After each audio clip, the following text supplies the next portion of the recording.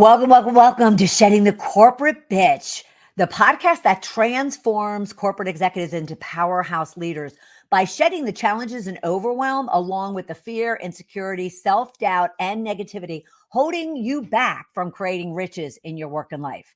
My name is Bernadette Bose of Ball of Fire Coaching, and today our guest will address a key question when it comes to leadership, since we are all indeed leaders within our work and life. So the question is, how do you do better? And what kind of leader do you want to be? My guest today is Tanya Bugbee of Tanya Bugbee Coaching and Consulting. Help me welcome her to the program. How are you, Tanya? I am really well. Thank you for having me. I'm so excited to be here. I'm excited you're here. And I love this conversation because I love anything when it comes to leadership. Yep. But before we get into all of that, help me and our listeners and viewers really learn about you and what you're all about. Well, I've been coaching now about, 10 years. I live in San Diego. I have two amazing adult daughters. One just decided to have a baby. So I cannot believe I'm saying the word grandmother, but it's like, and what the when That's did so that exciting. happen? But she's amazing, stole my heart. I've been in the corporate world. I've been a corporate trainer for Jenny Craig. I've for a boat building company. I was a purchasing agent. I've also owned my own businesses. And where my passion has landed me today is coaching. Why? Most of it is giving back. I remember, 20 years ago, I was going through a divorce. I was a real estate agent. My income was discretionary. So it was just kind of a hobby for me. And my ex, I was living in Texas. I was in Houston. My ex went to Maine, and don't want to sit here and bash, but that's what happened, and left me with two young daughters. Oh, wow. And I remember my mother in San Francisco says, "You got to come home." And my daughter's Texas was home for them at the time. You know, they're dancing and swimming and having boyfriends and girlfriends, and leaving at that time to go somewhere else was not what they wanted. And I wanted to honor and make this as easy as possible for them. So I stayed. So then probably the only time I've listened to my mom is when she says, if you're going to stay there and you're going to be alone, you need a coach. And so I did. I hired a coach, got a great recommendation. My coach is my hero. I went from being at the bottom of the ladder with the real estate company to number 2. Oh, wow. And, I don't want to brag. And this still feels great to know that I made more money than the two of us ever made together and supported my children. I didn't get child support. So it was. There's no reason not to honor your riches, as I call them. Okay, great. And just my coach held my hand through days where I sat on the couch and couldn't move. And then, started to become a successful leader and business owner. And I give back now. I remember how scared I was. And so to do that for other people just fills my heart. Yeah. Oh, that's awesome. And yes, I think any coach will say that, the give back is just absolutely awesome. So that's wonderful. And what a story. I mean, kudos to your mother. Kudos to your mother. Kudos that I listened. To your mother. Always listen to your mother. Mine's gone, so I wish I could listen to my mother. Yeah. But that's awesome. Now, what I'm interested to understand, based on what your mother kind of instructed you to do, what was her objective for telling you to get a coach? Was it professional? Was it personal? Was it a combination of both? What was she thinking about when she recommended you to get a coach? She was being coached at that time by a real estate coaching company, and my mother was a realtor as well. So she was just coming from her own experience, and she's super successful. That's nice. Yeah. So she was just, I'm doing it. You do it. She's setting the example for you, Yep. and then having you do it. There's nothing better than that. How awesome is that? Yep. And so when you say moving the needle when it comes to leadership, what are you looking to accomplish there for yourself and for your clients around moving the needle? What exactly does that mean? Well, especially since many of us, not everybody, but many of us kind of got stuck through COVID, and we're now on the other side, still obviously dealing with aspects of it. So moving that needle towards whatever would be a win. Whatever our personal or professional goals are, let's move the needle in that direction. I've just, from my own personal experience, coaching through COVID, seeing so many humans get stuck. What are they getting stuck on? Oh gosh. Especially if we can, if we want to focus on kind of the corporate professional, what are they getting stuck on?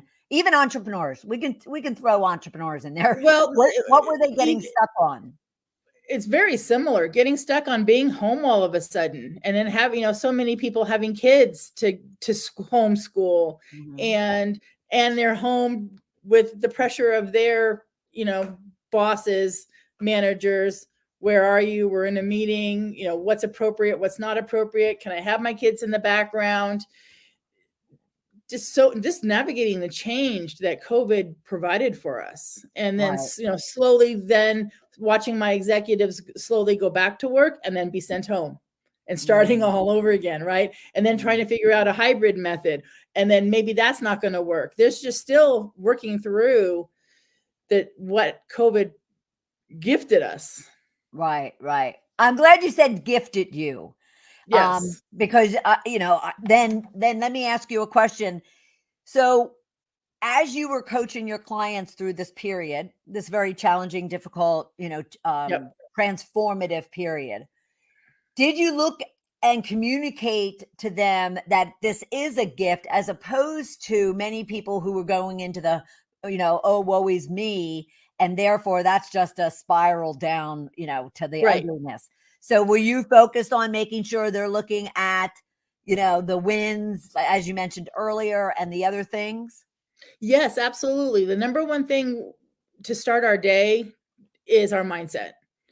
And we can go into the, oh, woe is me, and this is crap. And it's, in many ways it was, right? I mean, people were dying. My dad died of COVID during COVID. I'm so sorry. That was not a gift. So I don't want to sound like I'm a unicorn. However, COVID did teach us so many positive things too, that we could work from home, that we could have a life-work balance. Still, my executives are working on that life. I don't do work-life. I want life and then work.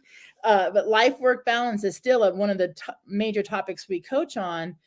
But COVID was a gift for the, to be able to see the LA sky, because people weren't driving, was a gift. Yeah. Right. Meaning that there was the smog disappeared and yes. And that we could be home and raise our kids and work. Right. We could. I mean, maybe, it took a while to figure it out. It wasn't none of that was a snap of the finger. Yeah. But many of my people who did keep that radio station to positive. Right. Worked it out, and also had the ones that had the support of their managers, giving them the compassion and grace to figure it out. Yes. Yeah. And not everybody has that gift of the managers allowing them the space to work it out. Right. Wow. That's hard. That's rough, isn't it? Yeah. But I do find with the executives that I coach and coached through this, learning to be compassionate, learning to be able to pivot and be flexible with times. My son-in-law is a great example. He works for a major insurance corporation, and he's 100% at home. And he's so blessed with the flexibility now that they have a new baby, that as long as he gets his hours in, they don't care when he does it. 6 o'clock in the morning, take a 3-hour break in the afternoon, come back and work till 7, whatever you need, just get in your hours. And when I hear that, it makes my heart sing. Right. Absolutely. And I was blessed and gifted the fact that I've worked remote since 1997. And so now I had an office while I was in corporate. I did have an office I could go to. I wasn't necessarily required to, simply because we traveled so much. And so during the 2020 to 2022 period, there wasn't an adjustment for me. And yet seeing what your clients went through, boy, that hits a nerve for Yeah. sure. Yeah. You just made mention about helping your clients find compassion. And obviously compassion is a critical leadership skill or Yep. trait that is Absolutely. rarely talked about. Yep. So what is your take on that? What does that look like? It's being flexible. It's understanding when somebody is home and they're sick, and my daughter's sick and I'm home. Understanding, okay, great, take the time you need, and where are we going to make it up? I'm not saying to dismiss all work responsibilities, but showing compassion for humans that aren't asking to have a sick child home from school, or whatever that might be, an aging adult or COVID running through their home. So, for example, again, I'm going to use my son-in-law as an example. My daughter got COVID first about a month ago. They made a trip to Boston. It was his grandfather's 90th birthday. So they took the baby, my daughter, and her husband went to Boston, came home about a week later, and about 3 days later, my daughter got COVID first, then the baby, and then my son-in-law. And my son-in-law was supposed to go on a corporate trip to Vegas during this time. Of course, he couldn't, being exposed to COVID. And again, this is a wonderful example of, we understand, please don't worry about it. If we can Zoom you in, we will.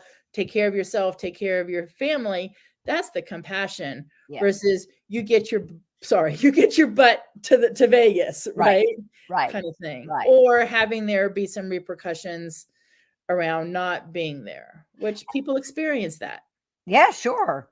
And Yeah. what is the effect on your client when they're trying to, kind of practice compassion for themselves and for others, yet they have a boss that isn't, compassionate and just, wants them to get the job done. So they're lacking that Sure. leadership style, that leadership trait. What is the effect on that individual, in this case, your client? And what do they do? How do you help them work through that? Well, internally, they're stress and anxiety. So they're not their best at home or at work, because they are so stressed and anxious that they're getting either a bad review or a talking to. It's just not a happy human. So certainly not providing the best outcome as far as their work ability. And again, coaching is confidential. They'll, even if their corporation is paying for their coaching, they're looking for another job. And because it's confidential, doesn't matter who's paying for it, right? I hold that confidentiality with strict honor. And they'll say, Tanya, I need another job. This is just not the place for me. After they start, and I don't tell them to leave. It's Right. But being just okay, or being in a constant state of stress, is not okay. No. Yes. Absolutely. Absolutely. But is part of your work, though, to also guide and coach them to work to handle that with their boss, so they don't get to that point? Sure. And yet Absolutely. it comes to a point where it's just nothing's working. Yeah. So first, working on the stress and anxiety on themselves. So I call it having an emotional regulation plan.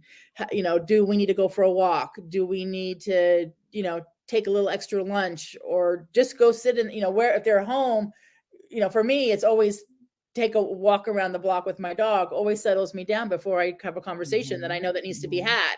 So I always work on a plan, how are we going to regulate it, breathe, and then go have that conversation and see what we can do. Obviously, quitting is not the first answer ever. So having a conversation with, this is what's happening in my life. I want to work with you on, making sure that I provide the best possible, work outcome, hit my deadlines, make sure I provide great meetings. And I need to work around some of these things around my home. I'd like the grace to have that space. And it happens or it doesn't. And sometimes it's multiple conversations, but at some point my client will say, it's not working. Right. Yes. It comes to that point. Sadly, Yes. It could come to that point.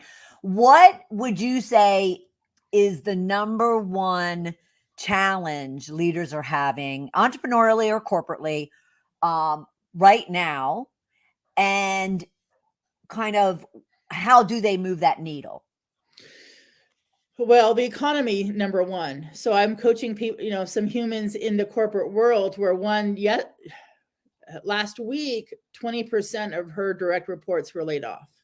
So they're dealing with the fear. They're dealing with having to have those crucial conversations with people and laying them off. So that is huge right now, across the board in the corporate world, is fear and then overworking to hopefully save their jobs. Right. Right. So over delivering. Again, I love to exceed expectations. I'm all about exceeding expectations. But there's like, again, that needle where, okay, I'm going to exceed expectations. And then you kind of go into that dark side of I'm waking up at 4 a.m. I'm not sleeping. Right. I call it the dark side because I'm a Star Wars fan. Yeah. Right. So there is the dark side of over delivering and over worrying. Right. And finding that balance. And are they the individuals that are not being laid off and therefore they're overcompensating in order to feel as if they're, can protect themselves and keep themselves safe? Yeah. I mean, for example, I have one gal said, my job is safe. I'm not going to get laid off. I know I'm safe. We've already been talked to. And about a month later, I get an SOS call, and I take SOS calls from my clients, and I call her back. She got laid off. Yeah. Just was not expecting it. And that was in the medical field. So that's big right now. Yeah. Because of the economy's driving layoffs. Yep. And the layoffs are driving the fear in the people obviously getting laid off because now they don't have any income, but also the people left behind or who still have a job because now they fear that they have to overwork and over deliver in order to protect themselves. But there is no guarantee of that either, right? Yeah, right. And then there's survivor guilt or having to make those, like with my one gal who had to call 10 people and give them the news. That's emotionally draining.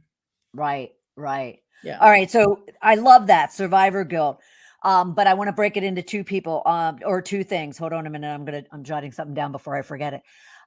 So I was definitely one who suffered with survivor guilt many years ago in my late 20s. I happened to kind of ask for a transfer from one company in Florida to the sister company in Atlanta.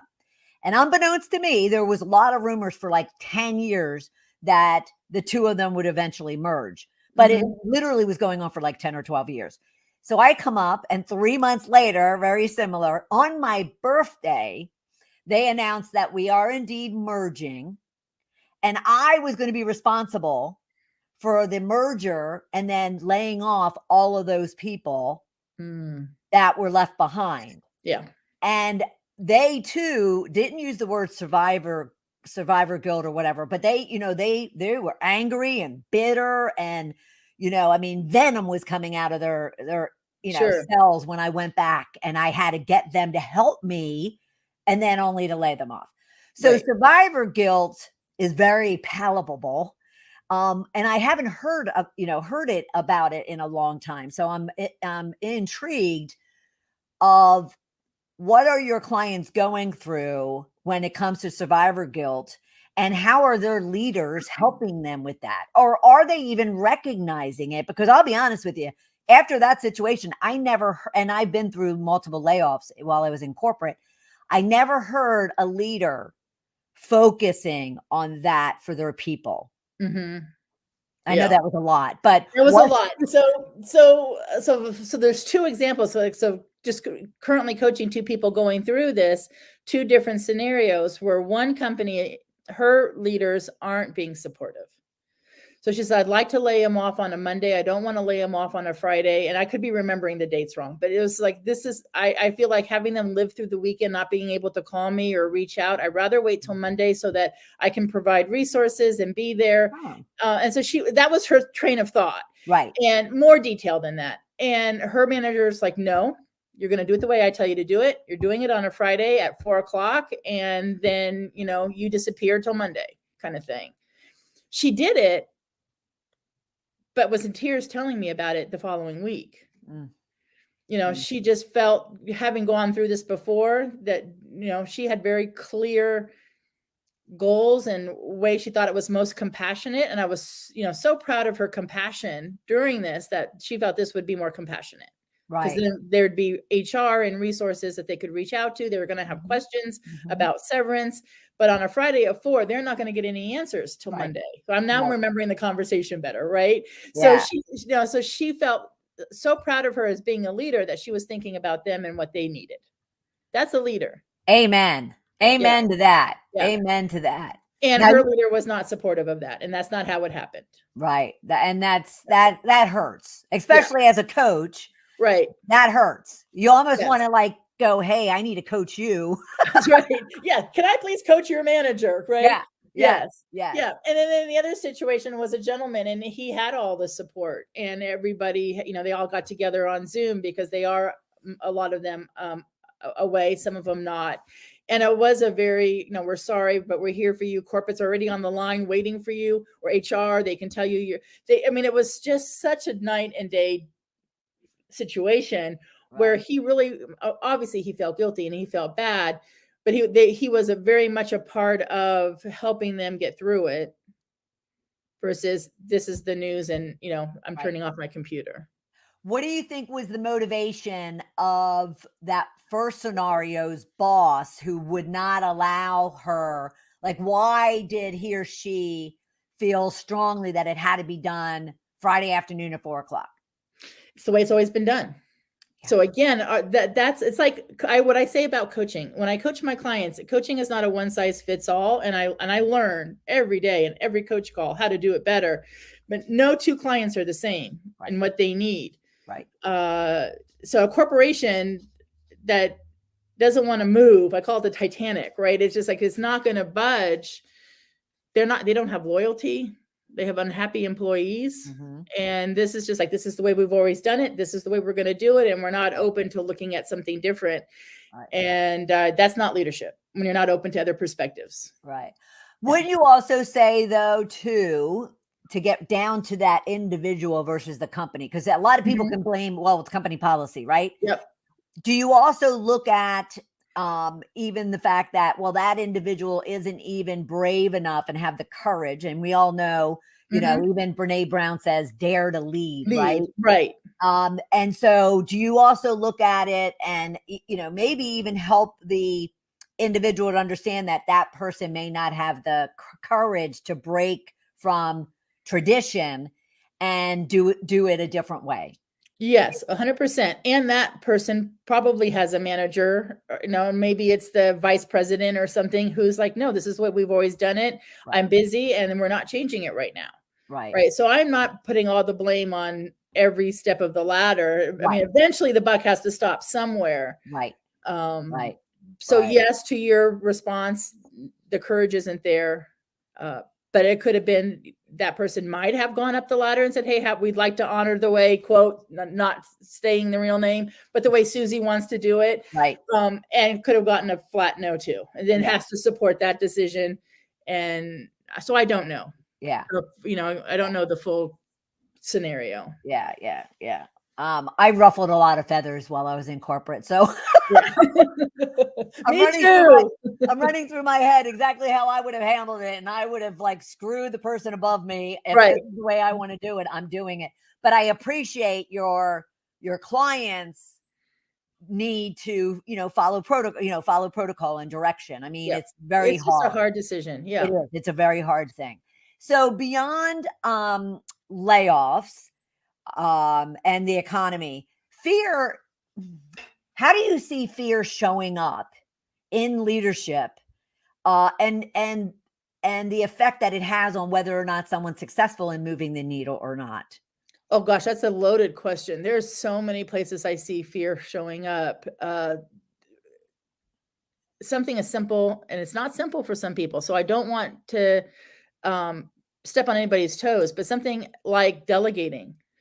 It's not going to get done right, or it's not going to get done on time, and the buck stops with me. And so then I'm the one that's going to, have to talk to my manager about it not getting done right. Delegating is huge. So fear shows up in so many ways. Yeah. Now, you know. and wouldn't you say those scenarios you just painted really comes down to trust? Yeah. Do you find that there's not a lot of trust in the leaders that are in, well, I don't even like to call them leaders when they're not necessarily performing. Leading. Yeah. Yeah. So, would you say that fears generated a great deal from a lack of trust that one has in themselves and others?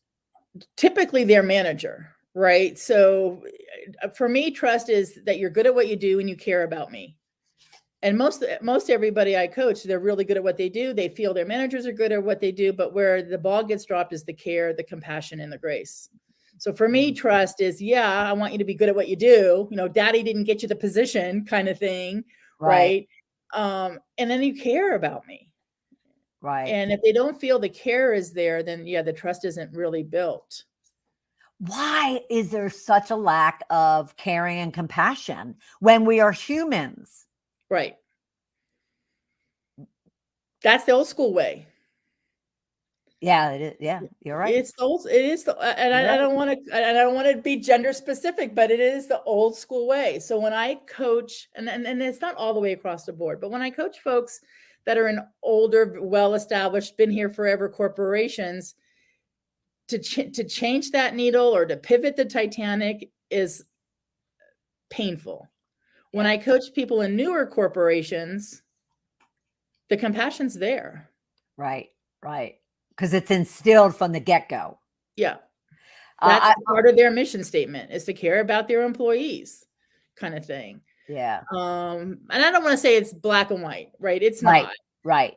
It is what was learned in whatever, the 50s, the 60s. You come to work, you wear your tie, you don't talk about yourself. We don't know if you're married or how many kids. You just come to work, do your job, go home, right? True. And that's not the way it is anymore. Right. No, it's true. It's very, I always say that, the old school were robots. Yeah. The new school is what used the term multiple times, human. Right. And my father, I'll never forget, my father, who's been passed for quite a while now, and he was probably in his early 80s when I asked him this question. And it was really more about gender equality and equity in the workplace. Mm-hmm. And I said, when, Dad, and my father had 6 girls. He had 6 boys, but he had 6 girls. Yeah. And even though he was from the Depression era, very male chauvinistic, very, mm-hmm. He still expected his girls to go out and conquer the world and not let anything hold him back. So I said, Dad, when is it ever going to change? When is this needle, in your words, when is this needle ever going to move? And he's like, Bernadette, you need all the and excuse the not so politically correct, but he said, until all the white hair old men are dead and die, and gone. Yep. But yet it's still kind of trickling down into some of and I think you're right. It's more the legacy of the organization more so than even the people within the organization. Is that what you're finding? Yes. And that's when I say COVID was a gift, because the corporations that are finding that we can trust our people to work from home and do a great job, maybe even a better job, are moving the needle. And the ones, because let me give you an example, because this one really resonates with me. And I promise I won't cry, but I want to when I say it. So I was working for a corporate coaching company the first year of COVID. And I had my own coaching company. Now I have 100% my own coaching company, but I was coaching for a coaching company, and they sent us all home. Right. And that was great. It wasn't hard. They thought it was going to be. But right when we first got, the governor of California said you could go back to work. I remember getting on a Zoom call with the CEO, and there was about 223 employees on the Zoom call, and we had a lot of questions, and a lot of people were like, well, do we have to come back? And what's that going to look like? And they needed compassion. And I remember the CEO stood up straight and said, we have back to work orders, and back to work orders means come back to work. And if you're not here on Monday, you don't have a job. Wow. And I'm not one who ever quits anything, but I quit. I am, this is not okay. Right. Good for you. Good for you. Not okay. And so when I had my HR exit interview, this is not okay. There's no grace. There's no compassion. There's no, let's answer your questions. period. And obviously 2 weeks later, the governor is now sending everybody home again. Right. Right.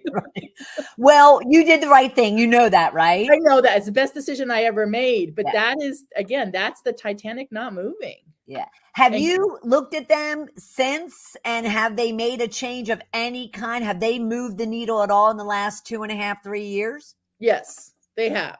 They have. Yes, they have. Yes. Slowly, just recently, because when I left, about 10, 12, 11 other coaches left. It was, they had 72 coaches and they lost 11, 12 the first month after that. Other reasons too. It wasn't just that one reason, but that was the straw for me. Right. Oh, sure. Right. Absolutely. There was a lot of other things. Another thing that they and not just this corporation, is that you're remote and you're only allowed to work from your home office. So when my mom was having knee surgery, I could not go to my mom's house and coach from her home and take care of her in between coach calls. I mean, I don't coach 8 hours straight, right? There's breaks between coach calls. I average about 4 or 5 a day, and there's breaks. So I can help my mom and get her through this. And I was told you can take PTO time, but no, you can't work from anywhere but your home office. Now, I know that rule has changed, because that's probably the bigger straw for that. Right. That followed you leaving because of the initial straw. Right. Yeah. I mean, so it is, to your words, gifts. Yes. That compassion and empathy and kindness are being instilled in businesses as a result of the gift that we've been given for the last 3 years. And imagine the loyalty that humans have towards their managers and their corporation when they're receiving this. Absolutely. And doing a great job on top of it. It's not like they're doing half the work. Right. They're not. Right. Absolutely. Yeah. Several years before I was exited from the company, my father was passing in hospice. And so I flew home immediately, and I landed up being the major caregiver, because even though I have 11 brothers and sisters, they all were outside the house. They had families, they had kids. I was able to travel and work anywhere. And so I agreed, yes, I'm the perfect person. And so I would log on to different calls, and it was beautiful because my boss / mentor that I mentioned, he'd be like, off the phone right now. He goes, your father needs you. Your mother needs you. He says, we need you, and we need you to kind of pay attention every once in a while to emails, but we don't need you taking time away from what you're there to do. And you're right. Loyalty, that kind of just instilled such a loyalty in me. That didn't necessarily work out in the long run. Right. Yeah. But that's a whole different story. Right. So you talk about, and I loved seeing it and reading it on your website. And let me go back there so people know, TanyaBugbee.com. Mm-hmm. You talk about superpowers. Oh, yes. So share with us, what are your superpowers? But what are superpowers to those listening and watching, and how can they tap into them? Everybody knows. I know everybody knows. So I'm going to put you on the spot. What's one of yours? One of my superpowers? Yeah. One of my superpowers is asking really good questions. There you go. Yep. Yeah. Some of my superpowers is I'm super competitive. I want to win. I've always been competitive. So I somehow transpose that to my clients, right? We are going to do this together. We are going to win. We're going to get there. I have to learn not to push so hard a little bit. So again, any superpower can go to the dark side, right? Because everybody has their speed. Right. And I have to honor the tortoise and the hare. And, we know who won. So again, so I'm very conscious that my superpower can soon be kryptonite if I'm not careful. Yeah. Everybody has a superpower. I've got clients whose superpower, in fact, I was talking to her this morning about it, is her giving heart. Now, again, that can go to a dark side if you're giving too much, right? And that's a huge thing we talk about in the corporate world, is how saying yes. And how many times do we say yes when it needs to be a no? However, she's in the corporate world, and her superpower is her giving heart and her competitiveness. Right. So everybody has superpowers, and I want to make sure that I'm being conscious of the kryptonite that might sneak in. Yeah. And So my lead up question to that would be, because in corporate, I certainly used my inquisitiveness, my Mhm. curiosity, and in asking a lot of questions. And yet I didn't necessarily recognize it at all until actually like 2010, 2011. I started my podcast. I started asking questions. And Right. then even with my clients, they're always like, you pick up on one little word and you Yep. have like 5 questions as a result of it. And then to your point, dark side is stop asking me so many questions. Questions. But but but I didn't recognize that in myself for 20, Mhm. 25 years. So what do you do to work with your clients so they actually do take a breath, take time, and really focus on what their superpowers are? It's exactly what you said, asking great questions, and typically what I do is ask them to tell me a story. So I love stories, right? Ah, And so tell me a story when you were most proud of, or tell me a story that you accomplished something that nobody thought you could do, and they'll tell me their stories. And I listen, and if it's around giving or competitiveness or organization or whatever it is, I can pick up on their superpowers. Or I say, go home and don't ask your spouse or your significant other. I want you to go ask your best friend, and you can ask a significant other. They're more powerful when it comes from a friend. What do you see my superpowers? And right. and accept it, what they Yeah. say. Why is that? Why is it better for a friend than kind of a lover or a partner or somebody at home? Because they're really good at the kryptonite.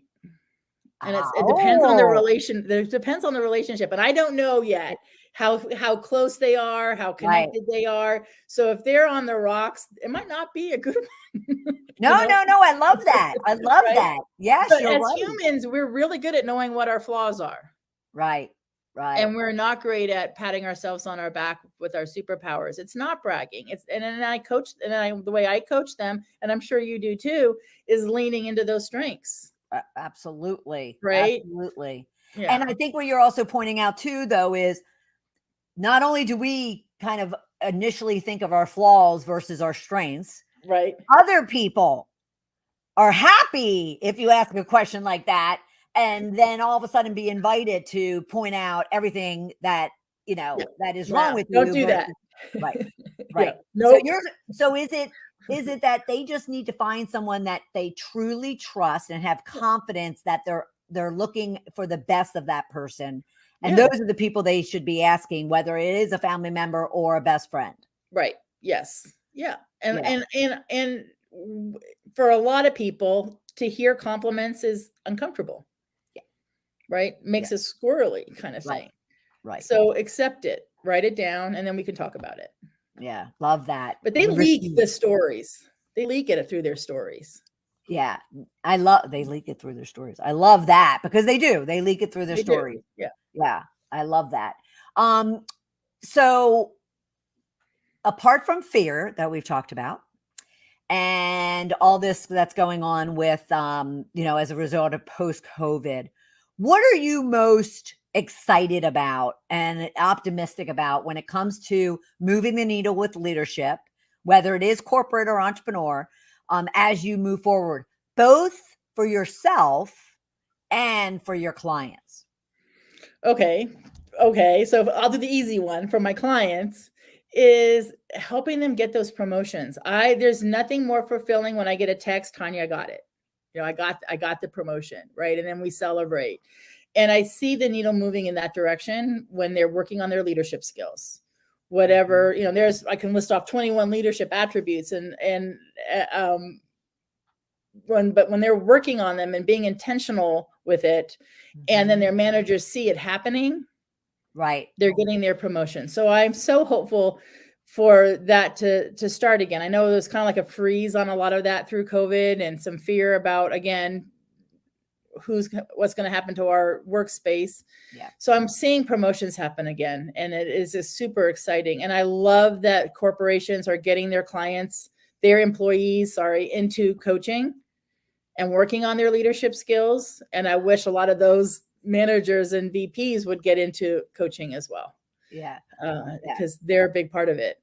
Right. For myself, this is my first year being a business owner on my own, no corporate backup jobs. So I want to double my business next year. And I'm not saying this because I'm a coach. I'm saying this because I was coached. I truly believe everybody benefits from having a coach. My kids, it doesn't need to be all the time.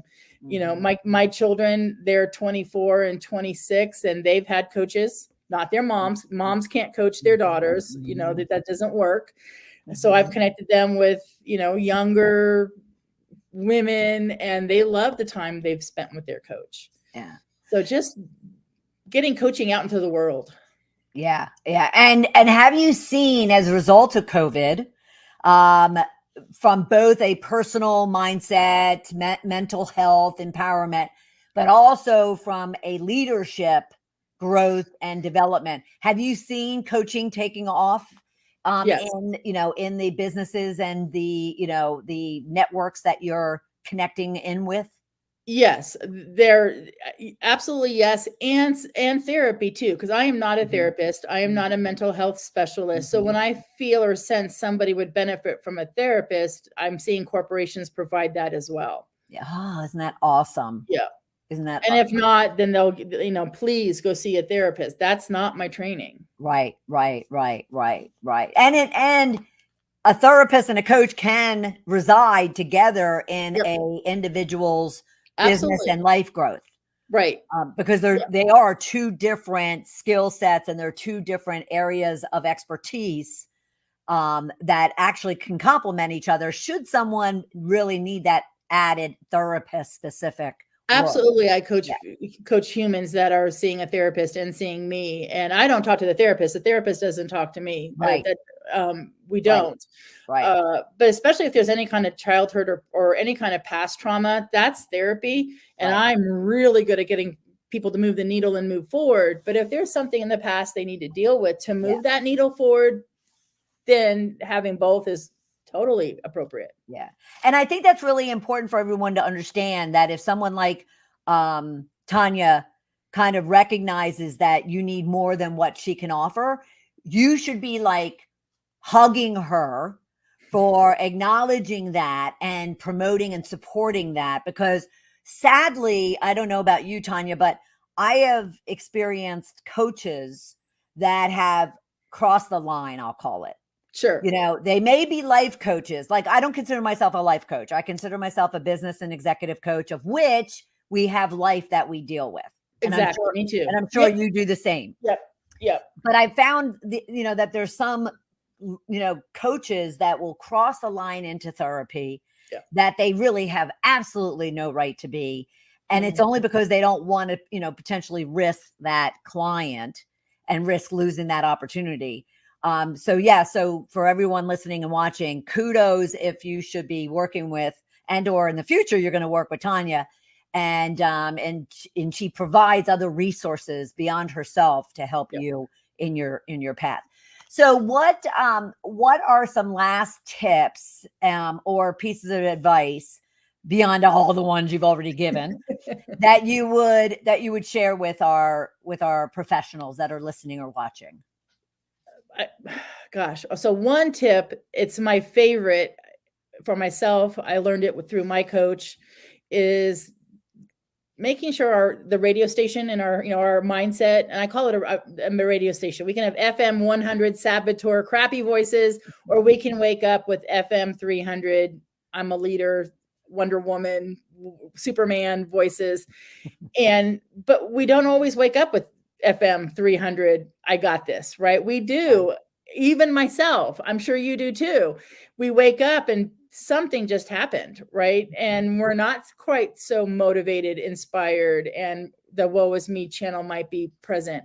So my biggest tip is making sure that the radio station is tuned in. So whatever, and again, coaching is not a one size fits all. So finding your own method, if it's listening to a podcast, if it's exercising, if it's affirmations, journaling, but recognizing where our radio station is tuned into. And if it's not that FM 300, then what's the plan to get there so that we do have a great day and move the needle?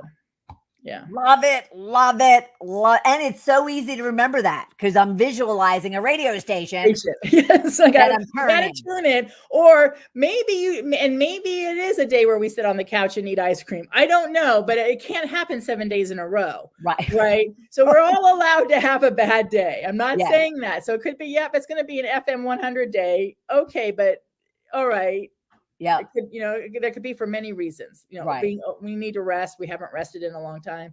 Yeah. But for the most part, we want that strong radio station, that inner leader to be there. Yeah.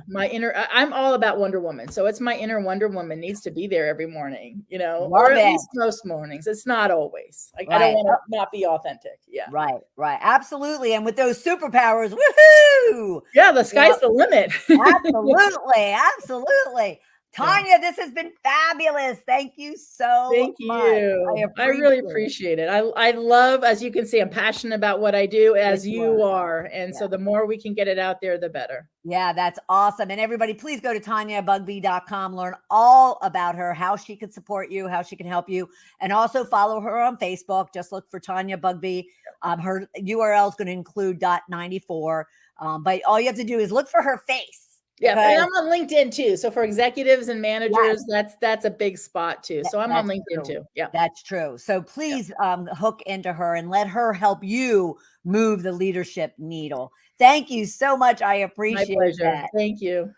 And for everyone else, thank you so much for joining us today. Should you have any questions outside of this topic that may touch on it, but go way beyond that, and you just want to bounce off ideas or questions, and you're challenged with something that maybe we didn't talk about today, but you all of a sudden got kind of triggered into having kind of that idea or stress pop up for you, then please reach out to me. And even you can schedule some time with me and let's talk about it. And I might just be sending it to Tanya.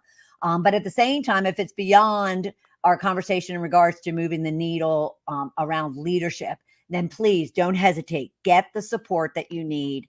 As our guest and I have been kind of touting throughout the episode. And for everyone else and for all of you, have a rich, prosperous week. And I'll look forward to having you right back here. I'll see everyone at another time. Take care, everybody.